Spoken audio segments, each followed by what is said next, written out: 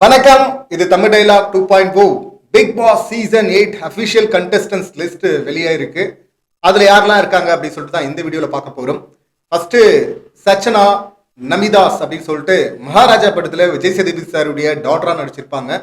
நல்லா பர்ஃபார்ம் பண்ணியிருந்தாங்க. சின்ன பொண்ணு, டைம் நிறையவே இருக்கு. இந்த டைம்ல பார்த்தீங்கன்னா ஒரு பூம் கிடைச்சதுன்னு வச்சுங்களேன், அப்படியே பிக்கப் ஆகி வேற லெவல்ல பெருசா வந்துடலாம். நம்ம எதிர்பார்ப்பெல்லாம் இப்படி இருக்கும்போது நடக்கிறது இப்படி கூட நடக்கலாம்ல. ஸோ அந்த வகையில் பார்க்கும்போது பேக் ஃபயர் ஆச்சுனாலும் இவங்களுக்கு பெருசாக பாதிப்பு இருக்காது. ஸோ இன்னும் நிறைய டைம் இருக்கு அவங்க பர்ஃபார்ம் பண்ணி அதை ஓவர் கம் பண்ணி வெளியே வர்றதுக்கு. ஆனால் இவங்க விஜய் சேதுபதி சார் அப்படின்னு சொல்லிட்டு வரும்போது நம்ம ஞாபகம்லாம் பார்த்தீங்கன்னா அங்கே போகுது. லாஸ்ட் சீசன் மாயா கமல் சார் அப்படின்னு வந்துச்சு இல்லை, ஒரு படத்தில் ஒன்னா நடிச்சாங்க. அதுக்கப்புறம் பார்த்தீங்கன்னா இங்க ஆதாரமே இருந்தாலும் நான் நம்ப மாட்டேன், மாயா சொல்றதுதான் நம்புவேன் அப்படின்னு சொல்லிட்டு கமல் சார் அடம் பிடிச்சாரு. அதனால வச்சு செய்யப்பட்டாரு. இதெல்லாம் வரலாறு. கமல் சார் அவ்வளோ எக்ஸ்பீரியன்ஸ் ஆளு, அவரே அப்படி மாட்டிக்கிட்டாரு. விஜய் சேதுபதி சார் கொஞ்சம் கேர்ஃபுல்லா இருங்க சார் அப்படின்னு தான் நம்ம இந்த கண்டஸ்டன்ட்டை பொறுத்தவரை சொல்ல வேண்டியிருக்கு. ஏன்னா வெளியில அப்பா பொண்ணு அப்படின்னு சொல்லிட்டு பழகணும் ஷூட்டிங் ஸ்பாட்ல, அந்த விஷயம் எல்லாம் பார்த்தீங்கன்னா நமக்கு ஸ்கிரீன்ல பார்க்க முடிஞ்சுது. இங்க ப்ரொமோல கூட சொல்லியிருந்தாங்கல்ல, சார் உங்க பாசம் இலகிய மனசெல்லாம் பார்த்தீங்கன்னா 12B இருக்கட்டும், பிக் பாஸ்ல இது வேணா சார் அப்படின்னு சொல்லிட்டு அதைத்தான் நம்ம விஜய் சேதுபதி சாருக்கு சொல்ல வேண்டியிருக்கு. அடுத்து பாத்தீங்கன்னா தர்ஷா குப்தா, இவங்க பேர் பாத்தீங்கன்னா எல்லா சீசன்லயும் எக்ஸ்பெக்டட் லிஸ்ட்ல பாத்தீங்கன்னா வந்துகிட்டே இருக்கு. ஆக்சுவலி அவங்களும் வந்து ரொம்ப ட்ரை பண்ணிக்கிட்டே இருக்கிறாங்க. தலைமை செயலகம் வெப் சீரிஸ்ல தான் இவங்க கொஞ்சம் ஓரளவுக்கு வெளியே தெரியுற மாதிரி ஒரு கேரக்டர் கிடைச்சது. இவங்க ரொம்ப வருஷமா ட்ரை பண்ணிருக்காங்கல்ல, இதை பார்க்கும்போது நமக்கே வந்து பரிதாபமா இருக்கு. ஏன்பா சேனல் எவ்வளோ பேருக்கு வாய்ப்பை கொடுத்துருக்கீங்க, கொடுங்கப்பா பாவம்பா அந்த பொண்ணு அப்படின்னு சொல்லிட்டு பரிதாபர அளவுல தான் இருக்கிறாங்க. உள்ள வந்து பெருசா பண்ணுவாங்க அப்படின்னு சொல்லிட்டு எனக்கு எந்த எதிர்பார்ப்பும் இல்ல. அடுத்து பார்த்தீங்கன்னா சௌந்தர்யா நஞ்சுண்டன் அப்படி சொல்லிட்டு ஆக்ட்ரஸ் மாடல், இவங்க தர்பார்ல எல்லாம் நடிச்சுதா சொல்லியிருக்கிறாங்க. நான் தர்பார்ல எனக்கு பார்த்ததா ஞாபகமே இல்லை. தர்பார் படத்துல பல கேரக்டர்ஸ் அப்படித்தானே இருந்தாங்க. சரி அதை விடுவோம். இவங்க வந்து என்ன பண்ண போறாங்க அப்படின்னு பார்த்தா இவங்களோட இன்டர்வியூ ஒன்று பார்த்தேன். பேஸ் வாய்ஸ்ல பேசுறாங்க. அவங்களே வேற சொல்றாங்க, கமெண்ட்ல எல்லாம் கலாய்ப்பாங்க, மொட்ட ராஜேந்திரன் சார் பொண்ணா இல்லைன்னா விடிவி கணேஷ் சார் பொண்ணா அப்படின்லாம் கூட கேட்பாங்க. ஆனால் அவங்க வாய்ஸ் மாதிரி தான் இருக்கு என் வாய்ஸ் அப்படின்னு சொல்லிட்டு இருக்காங்க. பேஸ் வாய்ஸ்ல தான் பேசுறாங்க. பேஸ் வாய்ஸ் இருக்கிறதுனால அதை வச்செல்லாம் என்ன ஜோஷமா பாக்குறீங்க, அதெல்லாம் வச்சு ப்ரெடிக்ட் பண்ண முடியுமான்னா அதை வச்சு இல்லை. இவங்க வந்து இந்த கண் திருஷ்டி அப்படின்னு சொல்லிட்டு காலில் ஒரு கயிறு, அப்புறம் கழுத்துல ஒரு செயின் போட்டிருக்கிறாங்க. அந்த செயின்ல பார்த்தீங்கன்னா பிக் பாஸ் சிம்பிள் எல்லாம் இருக்கு, அந்த ஹை சிம்பிள், அது திருஷ்டிக்காக போட்டிருக்கிறாங்களாம். திருஷ்டிக்காக போட்டாங்களோ இல்ல உள்ள போனோம்னு வேண்டுதலுக்காக போட்டாங்களோ தெரியல. ஆனா இப்ப உள்ள வர போறாங்க. சௌந்தர்யா நஞ்சுண்டன் இவங்க பேரு. நஞ்சுண்டன் என்ன அப்படின்னா, நஞ்சுண்டன் வந்து அப்பா பேரு அப்படின்றாங்க. கையில டாட்டூ எல்லாம் வேற போட்டு வச்சிருக்கிறாங்க. இதுல நஞ்சு அப்படின்னா விஷம், விஷம்னா விஷ பாட்டில். பிக் பாஸ்க்குள்ள அந்த கேட்டகரியில போகாம இருந்தா சரிதாமா அப்படின்னு தான் இப்போதைக்கு நமக்கு சொல்ல தோணுது. அடுத்து ஜாக்லின் உள்ள வராங்க அப்படின்னு சொல்றாங்க. ஜாக்லின் உள்ள வந்து என்ன பண்ண போறாங்க, இவங்க வந்து கேபிஓல வந்து ஒன்றும் பண்ணல, ஆங்கரா. அங்க காமெடி குறையும் போதெல்லாம் இவங்கள தான் ஊர்காவா தொட்டுப்பாங்க. கண்டஸ்டன்ட் மட்டும் இல்லைங்க, அங்க இருக்கிற ஜட்ஜஸ் உட்பட எல்லாருமே பார்த்தீங்கன்னா ஜாக்லினை வச்சு தான் ஒரு செட் ப்ராப்பர்ட்டி மாதிரி தான் யூஸ் பண்ணிட்டு இருந்தாங்க காமெடிக்கு. ஜாக்லின் பர்ஃபார்ம் பண்ண மாட்டாங்க, ஜாக்லினை வச்சு மற்றவங்க எல்லாம் பர்ஃபார்ம் பண்ணிட்டு இருந்தாங்க. ஜாக்லினுடைய ஆடிஷன் அப்போ நான் அங்கே இருந்தேன். நான் ஆடிஷனுக்கு போல அங்கே இருந்தேன், பார்த்தேன். அவங்க பர்ஃபார்மன்ஸ் ஒன்றும் அவ்வளோ சூப்பரெல்லாம் இல்லை. அவங்களெல்லாம் ஜட்ஜஸ் செலக்ட் பண்ணதும் பார்த்தீங்கன்னா எனக்கு பயங்கர ஷாக்காக இருந்தது. அப்பவே தோணுச்சு, முடிச்சிட்டீங்கல்ல, முன்னாடியே இன்டர்வியூ முடிச்சிட்டீங்கல்ல, இது சும்மா கண் துடைப்பு இல்லை அப்படின்னு தான் நம்ம கேட்கணும் தோணுச்சு. ஏன்னா பல ஆயிரம் பேரை ஆடிஷன் பண்ணி செலக்ட் பண்ணப்பட்ட ஆள் தான் ஜாக்லின். இவங்களுடைய ஸ்பான்டனிட்டி தான் நம்ம தான் பார்த்துருக்கிறோமே கேபிஓல. எல்லாரும் வச்சு செஞ்சாலும் பார்த்தீங்கன்னா வார்த்தையே வராம திருன்னு முடிச்சிட்டு இருப்பாங்க. இவங்கள செலக்ட் பண்ணாங்கல்ல அந்த ஜட்ஜு, அவங்கள தான் சொல்லணும். ஏன்னா பல ஆயிரம் பேர் கலந்துக்கிட்டாங்கல்ல, அவ்வளோ பேரும் மொக்கையாவா இருந்தாங்க ஜாக்லினை விட அப்படின்னு தான் நம்ம கேட்க தோணுது. அங்க ஒரு பாலிடிக்ஸ்னு வச்சுங்களேன். ஸோ இந்த மாதிரி இப்போ உள்ள வராங்க.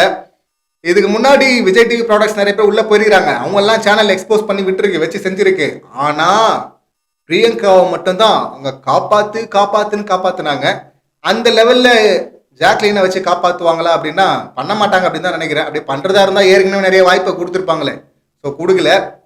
இப்ப உள்ள வந்து இவங்க என்ன பண்ண போறாங்க, ஸ்பான்டனிட்டி நமக்கு தெரியும், இமிடியேட்டா ரியாக்ட் பண்ண மாட்டாங்க. இவங்களை பார்க்கும்போது எனக்கு மைனா தான் ஞாபகம் வர்றாங்க. மைனாவுடைய இன்னொரு வருஷன் அப்படின்னு தான் நான் பாக்குறேன். சரி இது தப்பு இது அப்படின்னு தெரிஞ்சாலும் உடனடியா முடிவெடுக்க தெரியாம திணறுவாங்க. சில சமயம் பார்த்தீங்கன்னா தப்பான சைட் போயிடுவாங்க. ஹோம் கிரவுண்ட் அப்படிங்கிறதுனால பார்த்தீங்கன்னா ஆரம்ப நாட்கள்ல ஒரு வாரம் 10 நாளுக்கு பார்த்தீங்கன்னா சத்தம் கொஞ்சம் அதிகமா இருக்க வாய்ப்பு இருக்கு. அதுக்கப்புறம் அப்படியே ஃபேட் ஆயிடுவாங்க அப்படிங்கிறது தான் என் கணிப்பு. அடுத்து இந்த லிஸ்ட்ல பாத்தீங்கன்னா முக்கியமான கண்டஸ்டன்ட்ங்க சுனிதா அப்படின்னு சொல்லிட்டு ஒருத்தவங்க வராங்க. இவங்க குக் வித் கோமாளில எல்லாம் பர்ஃபார்ம் பண்ணிருக்காங்களாம். நான் பெருசா பார்த்தல, 1-2 கிளிப் பார்த்தேன். அதில் பார்க்கும்போது ரொம்ப ஓவர் ஆக்டிங் பண்ற மாதிரி இருக்கே அப்படின்னு தோணுச்சு. சரி வெளியே இருந்து வந்திருப்பாங்க பொழுது, மொழி பிரச்சனை இருக்கும் பொழுது அப்படின்னு நினைச்சா, இவங்க லைவ்ல வந்து பிரியங்கா முட்டு கொடுத்தாங்கல்ல, அப்ப பாத்தீங்கன்னா டோனு பேசுற விதம்லாம் கொஞ்சம் வேற மாதிரி இருக்கு. ஸோ எல்லாமே நடிப்பா கோபால் அப்படின்னு தான் நமக்கு கேட்க தோணுது. நீங்க பிக் பாஸ்குள்ள வந்து பாத்தீங்கன்னா ஓவர் அதை பண்ண வாய்ப்பு இருக்கு. குக் வித் கோமாளி ஷோ இல்ல மத்த ஷோ அப்படின்னா என்டர்டைன்மெண்ட் அப்படிங்கிறதுனால சரிப்பா இருந்துட்டு போட்டப்பா இருக்கட்டப்பா அப்படின்னு விட்டுருவாங்க. ஆனா பிக் பாஸ்குள்ள இரிட்டேட்டா பார்ப்பாங்க மக்கள். அது இல்லாம பாத்தீங்கன்னா இவங்க உள்ள வரதுக்கு முன்னாடி இவங்க யாரு எப்படிப்பட்டு வந்தா லேசா நமக்கு தெரிஞ்சிருச்சு. பிரியங்கா வெர்சஸ் மணிமேகலை இந்த பஞ்சாயத்துல பிரியங்காவின் சொம்பா ஓடி வந்து முட்டு கொடுத்தவங்கல்ல. ஸோ அதனாலதான் இந்த மாதிரி வாய்ப்பு கிடைச்சிருக்கு அப்படின்னு கூட சொல்லலாம். உள்ள வரலாம், உள்ள சொம்பாதான் இருப்பாங்க. எதுக்கு உள்ள வந்தோன்னே தெரியாம குரூப்புக்குள்ள மாட்டிக்கிட்டு அந்த குரூப்ல ஒரு முக்கியமான ஆள் இருப்பாங்கல்ல, டாமினேட் பண்ற ஆள், அவங்களுக்கு முட்டு கொடுக்கறதுக்கு பல கண்டஸ்டன்ட் ஒரு சீசன்லயும் வருவாங்க. அந்த மாதிரி இந்த சீசன்ல வரப்போற கண்டஸ்டன்ட் தான் இந்த சுனிதா அப்படின்னு தான் எனக்கு இப்போதைக்கு தோணுது. உங்களுக்கு என்ன தோணுது அப்படிங்கறத கமெண்ட் பண்ணுங்க. அடுத்து இந்த லிஸ்ட்ல பாத்தீங்கன்னா டிஎஸ்கே அப்படின்னு சொல்றாங்க. கலக்க போகுது யாரு சாம்பியன்ஸ்ல டிஎஸ்கே நல்லா பண்ணியிருப்பாரு. அசார் டிஎஸ்கே அந்த காம்போ வந்தாவே பாத்தீங்கன்னா சந்தோஷம் ஆயிடுவோம். கண்டிப்பா பர்ஃபார்மன்ஸ் நல்லா தான் இருக்கும், ஸ்கிரிப்ட் நல்லா தான் இருக்கும் அப்படின்னு சொல்லிட்டு. பிரசன்ஸ் ஆஃப் மைண்டும் பாத்தீங்கன்னா சூப்பரா இருக்கு. இவருக்கு ஸ்பான்டினிட்டியா அடிக்கிறாரு. அதெல்லாம் இங்க பண்ணலாம். கேபிஒய் சதீஷ் கூட பாத்தீங்கன்னா சூப்பரா ஸ்கிரிப்ட்லாம் எழுதுவாரு, பயங்கரமா பர்ஃபார்ம்லாம் பண்ணுவாரு, ஸ்பான்டினிட்டியா அடிப்பாரு, பிரசன்ஸ் ஆஃப் மைண்ட் வேற லெவல்ல இருக்கும். ஆனா பிக் பாஸ்க்குள்ள ஒண்ணுமே பண்ண முடியல. ஃபுல்லா புஸ்வானம் ஆயிட்டார்ல, அவரை தான் எல்லாருமே வச்சு செஞ்சுட்டு இருந்தாங்க. உள்ள இருக்கிற கண்டஸ்டண்டா இருக்கட்டும், ரிவ்யூவர்ஸா இருக்கட்டும், ஏன் பிக் பாஸ் டீமே பாத்தீங்கன்னா அவரை வச்சு செஞ்சுட்டு இருந்தாங்க. Comedy serious business, comedians are serious persons. So இவரும் சீரியஸான ஆளா தான் இருப்பாரு. இப்ப லப்பர் பந்துல ஒரு நல்ல கேரக்டர் கிடைச்சதா கேள்விப்பட்டோம், இன்னும் படம் பார்க்கல. ஸோ இப்போ வந்துட்டு இருக்காரு. உள்ள வந்து பாசிட்டிவா இருந்தாருன்னா இவ்வளவு நாள் எங்கேயா இருந்த அப்படின்னு சொல்லிட்டு தூக்கி கொண்டாட ஆரம்பிச்சிருவாங்க. நெகட்டிவா இருந்தா இவ்வளவு நாள் சேர்த்து வச்ச அந்த பேரும் மொத்தமா ஸ்வாகா. அடுத்து இந்த லிஸ்ட்ல பாத்தீங்கன்னா கோகுல் சொல்றாங்க. கோகுல் மாநாட மயிலாட காலத்துல இருந்து இருக்கிற அப்படி இன்னுமாயா நீ பெருசா வரல அப்படின்னு சொல்லிட்டு எல்லாருமே கேட்பாங்க இவரை பார்த்து. ஏன் வரலன்னு தான் யாருக்குமே தெரியல, அவருக்கும் தெரியல. வெரைட்டியா நிறைய பர்ஃபார்மன்ஸ் பண்ணிட்டாரு. நிறைய அச்சீவ்மெண்ட்ஸ் ரெக்கார்ட்ஸ்லாம் கூட வாங்கினதா கேள்விப்பட்டிருக்கிறோம். ஆனா ஏன் பெரிய வெளிச்சம் கிடைக்க மாட்டேங்குது? சின்ன சின்னதா கிடைக்குது, அது மூலியமா அப்படியே வந்துருவாரு அப்படின்னு பார்த்தா வரமாட்டேங்கிறாரு. திரும்பவும் அங்கேயே தான் இருக்கிறாரு. இந்த மாதிரி ஆட்களுக்கு பார்த்தீங்கன்னா நிச்சயமா இந்த ஷோ தேவைதான்.